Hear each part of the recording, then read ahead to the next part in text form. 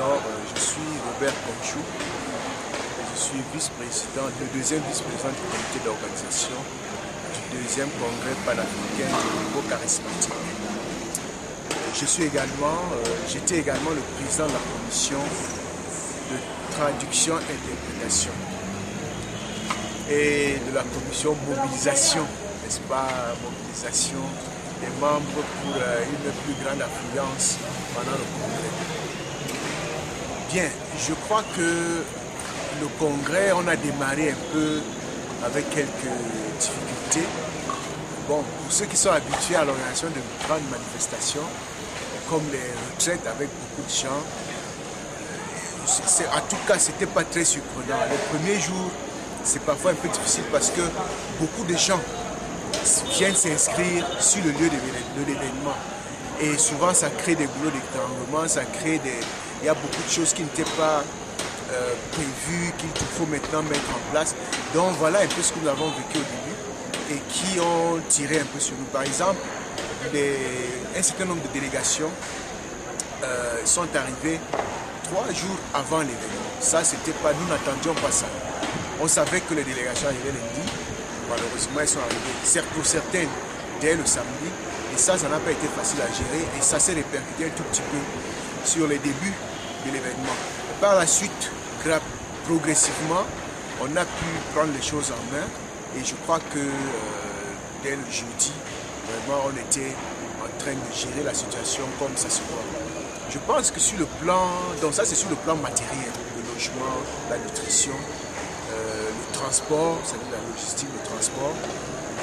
C'est ça qui a un peu souffert, comme je dis là, à cause des imprévus et du flot de participants qui ne s'étaient pas signalés avant et qui viennent soit le jour de l'événement, soit avant la date attendue. Pour la partie spirituelle, je pense que ça a été un événement de grande envergure. Il y a des participants qui disaient à la fin que si on a 2 événements comme ça dans l'année, nos pays vont changer. C'est-à-dire on connaîtra un véritable renouveau spirituel dans le pays. Donc c'est pour montrer l'importance de ce que nous venons de vivre sur le plan spirituel. Et nous avons vu hier au stade Omnisport, il y avait du monde. On n'attendait pas à faire le plein du stade, mais vraiment, je crois que c'était encourageant. Et malgré les coupures de lumière, les gens sont restés enthousiastes, ce qui signifie que vraiment, il y avait de l'engouement sur le plan spirituel. Pour ce qui me concerne, n'est-ce pas, la traduction dans cette partie spirituelle, je crois que l'équipe que nous avons mis en place a fait son travail. Cette équipe a été de l'avis des participants francophones comme anglophones. Cette équipe a donné satisfaction. Et les gens qui rentrent ne disent pas « Oh, c'était seulement un congrès pour les francophones » ou bien « C'était seulement un congrès pour les anglophones ». Les gens sentent qu'on a mis en place, vraiment il y a eu un dynamisme de communion entre les différentes communautés et les uns et les autres sont satisfaits parce qu'on a communié dans le même esprit, on a bu à la même source et je crois que c'était bien. Donc pour ma part, c'était un congrès démarré un peu avec quelques difficultés. La pluie de lundi, pour ceux qui se rappellent, n'a pas facilité les choses, mais qui s'achève dans la routine.